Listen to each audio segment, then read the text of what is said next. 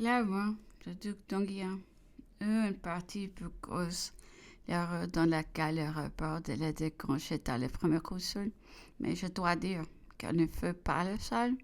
Il faut prouver que le prince venait de Tonton sur la rive gauche du Rhin, qu'il y avait des conférences avec le maire des Blancs qui descendait chez lui au village des Blancs. Il était raisonnable d'en conclure qu'il n'était pas étranger au complot de Pichegru. En effet, qu'ils devions faire les conjurés d'après leur propre aveu, et surtout ceux de leurs amis qui sont 20 ans maintenant. Pichegru devait se jeter en Alsace puis faire proclamer le roi et le faire déclarer plus les Bourbons. Les Moreau, alors mis de côté, devaient en faire autant. Comment Pichegru n'aurait-il pas appelé un prince de la maison de Bourbon qui vivait à 7 petits lieues de distance? Un prince, le seul qui eut une réputation militaire, qui s'était faite dans le département du Rhin et dont la présence eût ému tous les cœurs et tous les courages. Un autre motif, et le plus déterminant, vient du caractère de Bonaparte, de son impétuosité et de ce désir de vengeance qu'on pouvait bien appeler vendetta corsica. Il est vrai que ses sentiments étaient dans ce moment exaltés au plus haut degré par ses ennemis, qui, me jetant toute l'Europe sur les bras, lui, j'ai entendu dire quelques jours après.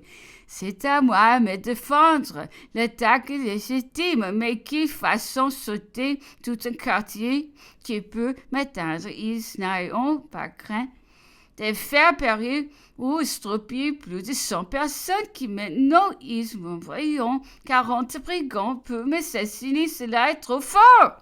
Je le ferai verser des larmes de sang. Ils apprendront à leur dépense c'est que de légitimer l'assassinat. La vengeance, ce n'est qu'une passion vulgaire. Cependant, c'est la plus que Munora, les premiers consuls étaient dignes de s'élever au-dessus d'elle. J'aurais voulu qu'il eût fait arrêter et condamner le duc d'Anguien, mais qu'il l'eût fait venir après le jugement, qu'il lui eût prouvé, oui, il pouvait, qu'il avait conspiré contre lui et qu'il le renvoyait sur les champs en Angleterre. Je me crois que le prince avait un cœur trop noble pour ne pas être touché de ces traits de magnanimité.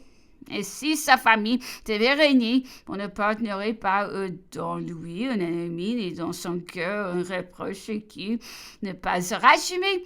Au reste, le fait de cette action, la base de toute l'horreur qu'on eût voulu inspirer à la France et à l'Europe contre lui, mais sans citer tous les princes objet de respect des hommes qui ont de telles fautes à se reprocher, les plus grands et les plus sages de nos écrivains. Montesquieu n'a-t-il pas dit d'Alexandre? Il brûla peu ce police. Et toi, Critos? Mais j'ai à 5 coups, peu de jours après le jugement, j'avais l'habitude, en entendant l'ordre d'entrer dans le cabinet du premier consul, je m'arrêtais dans les bibliothèques avec une jeune homme nommée Ripoll qui avait soin de ses livres.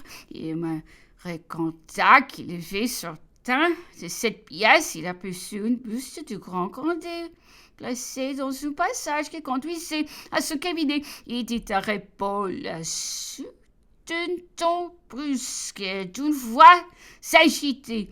Quand passe pousse d'ailleurs, l'arrivée du prince ça m'a fait reconnu en même temps dans le pays. Madame Bonaparte fondit aux larmes. Si j'étais au pied de son mari pour obtenir grâce, il n'était plus temps. Sa belle-sœur, Madame Elisa, lui écrivit une lettre que Fontaine avait faite. Elle ne reçut de reproches, mais sans erreur. Quelqu'un arriva de Strasbourg et apprit la nouvelle de Madame Bonaparte. Sa douleur fut si profonde qu'il se trouva mal. Je ne doute pas qu'il ne soit parfaitement étranger à l'arrestation de duc d'Anguien, et je n'ai peu conscience de l'acceptation qu'il a faite de la place des grands écuyers. Quelqu'un n'aurait pas voulu recevoir les prix du sang. Son évasion tint uniquement son mérite et à son dévouement pour le premier consul. Ce fait d'État avait à peine troublé le cœur de Bonaparte qui reçut un autre coup violent dans la mort de Pichegru. Il avait été arrêté et fut interrogé et confronté.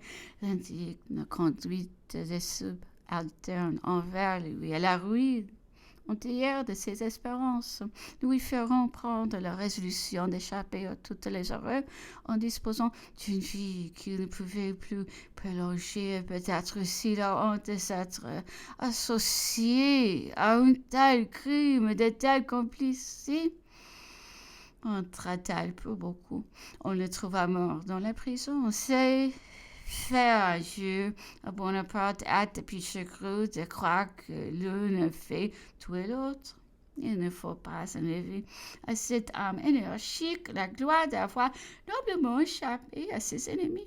Il a fait sa retraite en bravissant tous les détails qui ont été donnés ne suffisaient un peu à franchir Bonaparte d'un tel meurtre.